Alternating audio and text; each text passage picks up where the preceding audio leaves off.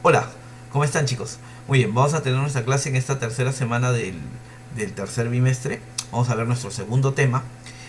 Vamos a prestar bastante atención para poder resolver y poder dar muy bien nuestros examen de velocidad, nuestras pruebas de rapidez de velocidad. Entonces, muy bien muchachos, prestemos atención y vamos por muy buenas notas. ¿Sí? Muy bien, empecemos. Muy bien chicos, entonces lo que corresponde a esta semana es ver sistema urinario 2, que es fisiología, que es el funcionamiento del sistema urinario. En este nuestro segundo tema del tercer bimestre, ¿sí? Veamos. La fisiología urinaria, como te decía, va a estudiar las distintas funciones que tiene el aparato urinario o el sistema urinario. En este caso, las que va a desarrollar el riñón y las que van a conducir las vías urinarias. Dentro de estas funciones que se van a realizar, primero tienes la eliminación de los catabolitos que se hallan en la sangre a través de la formación de la orina. Entonces se van a eliminar todos estos catabolitos. Se va a mantener el nivel hidroelectrolítico, acuérdate. Va a regular el volumen, que es la volemia, y por ende la presión arterial. Este mecanismo lo hace a través del sistema renina-angiotensina-aldosterona. También se va a encargar de la síntesis de la hormona eritropoyetina, que es la que estimula la eritropoyesis, que es la formación de glóbulos rojos. Y también la trombopoyetina, que es la estimulación de la formación de plaquetas o trombopoyesis. Acuérdate. También se va a dar la elaboración de la hormona renina, de la enzima renina, disculpa, ya lo habíamos mencionado también en clase pasada. Interviene también el sistema urinario en la gluconeogénesis, en la formación de glucosa a partir de aminoácidos y ácidos grasos y su posterior liberación a la sangre, la síntesis de la vitamina D y regular el nivel ácido básico. Entonces, todas estas funciones va a cumplir el sistema urinario. Entonces, dentro de su fisiología se incluyen todas estas funciones a realizar. ¿Cómo es que se forma la orina? Que es lo que necesitamos entender nosotros. La formación de la orina, para empezar, se da en el nefrón, que ya lo había mencionado en la clase pasada, también se le puede llamar nefrona y es la unidad anátomo-funcional del riñón. ¿Sí? Es la unidad anátomo-funcional del riñón. Acuerda, el nefrón o nefrona. Ahí tienes un riñón para que no te olvides las estructuras. El riñón tiene su corteza, ¿sí? Que también es llamado donde encuentras tú el corpúsculo renal o corpúsculo de Malpighi, y la médula renal, donde se encuentra la pirámide renal o pirámide de Malpighi, ¿ya? Y entre la corteza y la médula que hay unas columnitas que se llaman las columnas de Verting. La corteza, que es la parte superior, las médulas o pirámides renales, y entre las pirámides renales está la columna de Verting. Disculpa. Corteza, la médula renal o pirámide de Malpighi y las columnas de Verting. Entonces, nosotros, entre la corteza y la médula, tú vas a encontrar al nefrón o nefrona, que es la unidad estructural del riñón. Entonces, vamos a entender un poquito sobre las estructuras del nefrón y cómo es que se da la formación de la orina en estas estructuras. Entonces, vamos agrandando un poquito. Te darás cuenta que la parte superior es la corteza renal y la parte inferior es la médula renal. Entonces, acá vamos a sacar un ratito al nefrón. Igual, vas a observar que en la parte superior está la corteza renal y en la parte inferior está la médula renal, ¿sí o no? Corteza y la médula. El primer componente del nefrón es el corpúsculo renal, o también llamado corpúsculo de Malpighi. El corpúsculo renal o corpúsculo de Malpighi presenta dos estructuras, el glomérulo renal y la cápsula de Bowman. El glomérulo renal, ¿qué es esto? Un conjunto de capilares, una red de capilares. La cápsula de Bowman, que es la que lo envuelve. Esto es el corpúsculo renal o corpúsculo de Malpighi, primer componente del nefrón. El segundo componente del nefrón es el tubo contorneado proximal, que lo tienes acá, el tubo contorneado proximal. El tercer componente es el asa de Henle, que lo tienes acá. Y el cuarto componente es el tubo contorneado distal, que lo vas a tener en esta región. ¿Sí? El tubo contorneado distal. Entonces quiere decir que tú tienes el corpúsculo renal o corpúsculo de Malpighi, que está formado por el glomérulo renal y la cápsula de Bowman. Luego tienes el tubo contorneado proximal, el asa de Henle, el tubo contorneado distal. Y esos son los cuatro componentes que tiene el nefrón. El nefrón tiene cuatro componentes. Y por último, acá que se encarga de recolectar es el tubo colector. Pero recordemos que el tubo colector no le pertenece al nefrón. El tubo colector no le pertenece al nefrón. El nefrón solo presenta 4 estructuras: el corpúsculo renal o de Malpighi, el tubo contorneado proximal, el asa de Henle y el tubo contorneado distal. ¿Sí? Ellos son sus 4 componentes. ¿Qué preguntas se te pueden realizar con respecto a esto? Por ejemplo, ¿cuál es el único componente del nefrón que se encuentra en la región de la médula renal? El único componente que se encuentra a nivel de la médula renal es el asa de Henle. Y los otros 3 componentes, que es el corpúsculo renal, el tubo contorneado proximal y el tubo contorneado distal, se encuentran en la parte de la corteza. Entonces, para que puedas observar, en la corteza está el corpúsculo renal, el tubo contorneado proximal y el tubo contorneado distal. Y el asa de Henle se encuentra en la médula renal. Es por eso que te mostraba las estructuras para que los puedas reconocer. Entonces, te pueden preguntar cuál es la unidad estructural del riñón. Es el nefrón. El nefrón presenta 2 regiones bien marcadas: la corteza y la médula. En la corteza del riñón tú vas a poder observar los corpúsculos renales, los tubos contorneados proximales y los tubos contorneados distales. Y el único componente del nefrón que se encuentra en la médula renal es el asa de Henle. ¿Sí? El asa de Henle. Entonces veamos ahora cómo es que se realiza la formación de la orina. Para la formación de la orina vamos a tener algunos procesos. Igual, hay que separar la región que está en la corteza de la región que está en la médula renal. Como repito, como hace un ratito lo hemos visto, ¿sí? El glomérulo, la cápsula de Bowman, que forma el corpúsculo renal, el tubo contorneado proximal y el tubo contorneado distal pertenecen a la corteza renal, se ubican en la corteza renal. Y el asa de Henle se ubica en la médula renal. Es el único componente del nefrón que se encuentra en la médula renal. Recuerda. Primer paso para la formación de la orina. El primer paso para la formación de la orina va a ser el filtrado. El filtrado se va a realizar en el corpúsculo renal o corpúsculo de Malpighi. El corpúsculo renal o corpúsculo de Malpighi, que lo acabamos de ver, está formado por el glomérulo renal, que tiene capilares sanguíneos, y que lo puedes observar acá, ¿sí? Una red de capilares, y la cápsula de Bowman, que es la que lo rodea, que en su hoja visceral va a tener a los podocitos, que es la célula que los cubre. Hay que recordar que al glomérulo lo que va a llegar es la arteriola aferente, y lo que va a salir, esta acá, es la arteriola eferente. Esta es la arteriola aferente. La arteriola aferente trae la sangre llega al glomérulo renal, y del glomérulo renal tiene que pasar a la cápsula de Bowman. Mira, del glomérulo tiene que pasar a la cápsula, del glomérulo va a pasar a la cápsula. Entonces llega la arteriola aferente, se forma el glomérulo renal, y el glomérulo renal va a pasar el fluido sanguíneo del glomérulo a la cápsula. En ese proceso sucede el filtrado de la sangre. Entonces, el filtrado de la sangre. ¿Cómo es que se realiza este filtrado de la sangre? Se va a realizar por presiones, por distintas presiones. Recuerda que cuando llega la sangre se filtra todo, excepto ¿quién? Los glóbulos rojos y las proteínas. Quiere decir que se filtra el plasma. No pasan ni glóbulos rojos ni proteínas. Recuerda, si te preguntan, ¿los glóbulos rojos pueden ser filtrados? No. ¿Las proteínas son filtradas? No, no pueden ser filtradas. Los glóbulos rojos ni las proteínas son filtrados. Los glóbulos rojos, eritrocitos o hematías, recuerda. Entonces, en el proceso de filtrado, en el que la sangre se filtra pasando del glomérulo a la cápsula de Bowman, se puede filtrar todos los componentes de la sangre, disculpa, todos los componentes de la sangre menos los glóbulos rojos y las proteínas. Entonces, esto te decía, se realiza por diferencia de presiones. Hay que recordar que vamos a tener la presión que trae la sangre, que es la presión hidrostática glomerular, que es la presión que va a tener ya el glomérulo, ¿sí? La presión hidrostática glomerular, y esta se va a ver en contra con la presión hidrostática capsular, la presión hidrostática de la cápsula. Y la otra que va a intervenir es la presión oncótica, la presión oncótica.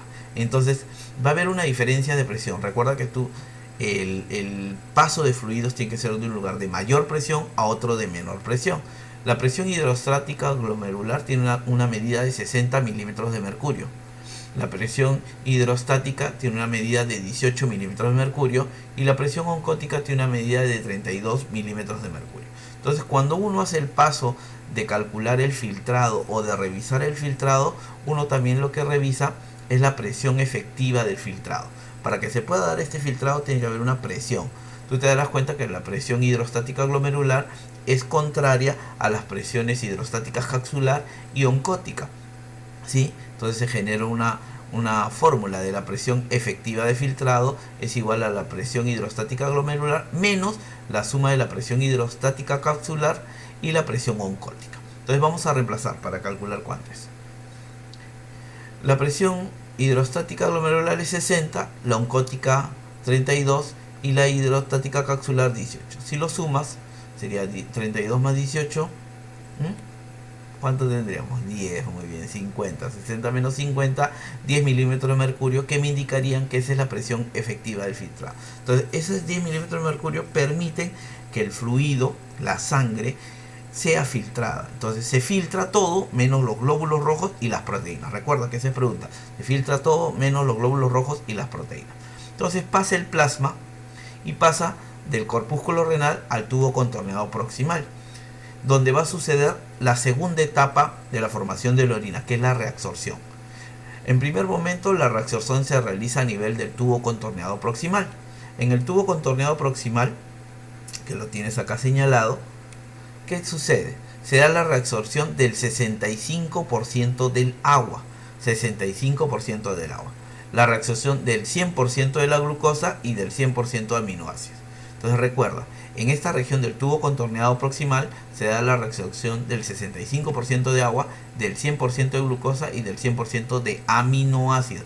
Si a ti te preguntan, ¿la glucosa y los aminoácidos han sido filtrados? Sí, sí fueron filtrados. Ellos pasaron y luego son reabsorbidos. En cambio, los glóbulos rojos y las proteínas fueron filtrados. No pudieron ser filtrados. Ellos no pasan a través de la filtración. En cambio, la glucosa y los aminoácidos fueron filtrados, pero luego fueron reabsorbidos. Entonces, en el tubo contorneado proximal se da la reabsorción del 100% de agua, del 65% de agua, del 100% de la glucosa y del 100% de aminoácidos. Recuerda. Entonces, la primera etapa de la reabsorción se da en el tubo contorneado proximal. La segunda etapa de la reabsorción se sucede acá, en la asa de Henle. En la asa de Henle, que la voy a señalar acá. Asa de Henle. En la asa de Henle, tú vas a tener que se da la reabsorción del 15% de agua. El 15% de agua. Entonces acá se reabsorbe el 15% de agua. Luego vas a tener que la otra parte de la reabsorción se realiza en el tubo contorneado distal.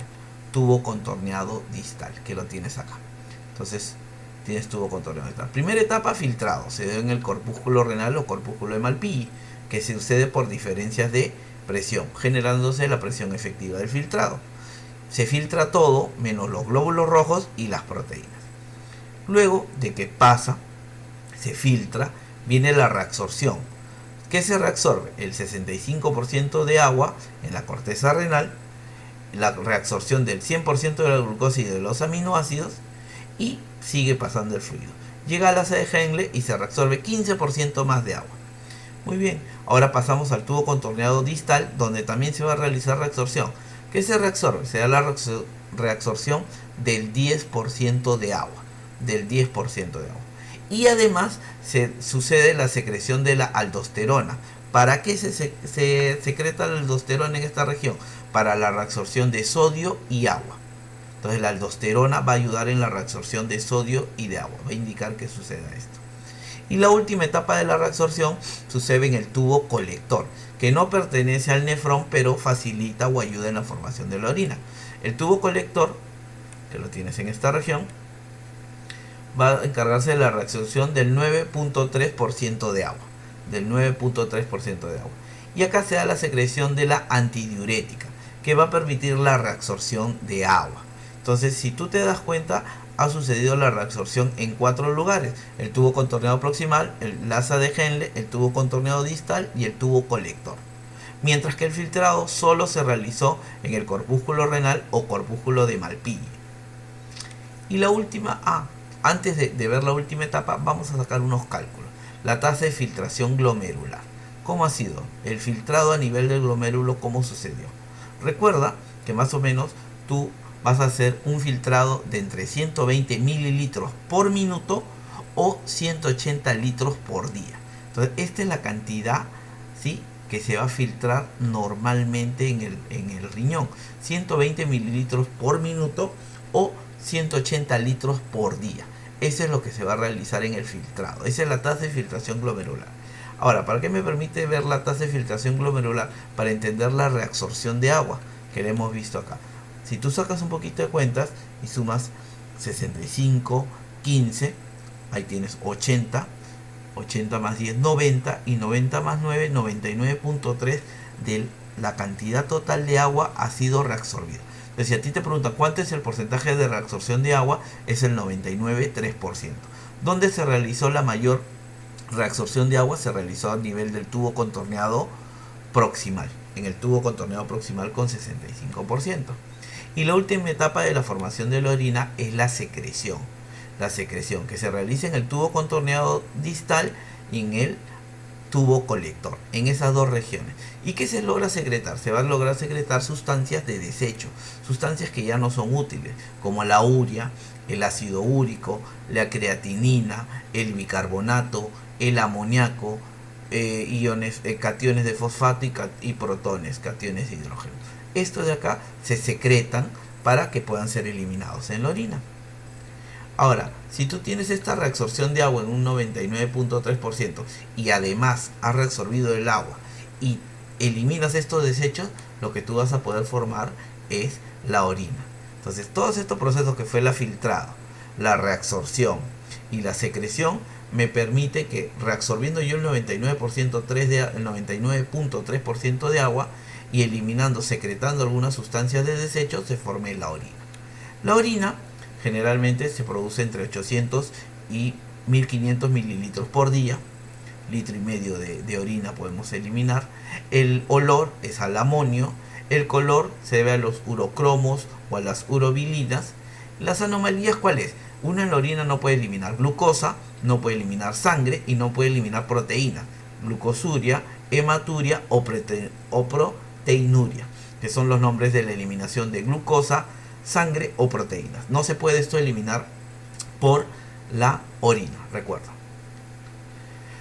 La orina va a contener moléculas orgánicas e inorgánicas. En el caso de las moléculas orgánicas va a contener urea en un 25%, ácido úrico en un 0.05% y creatinina.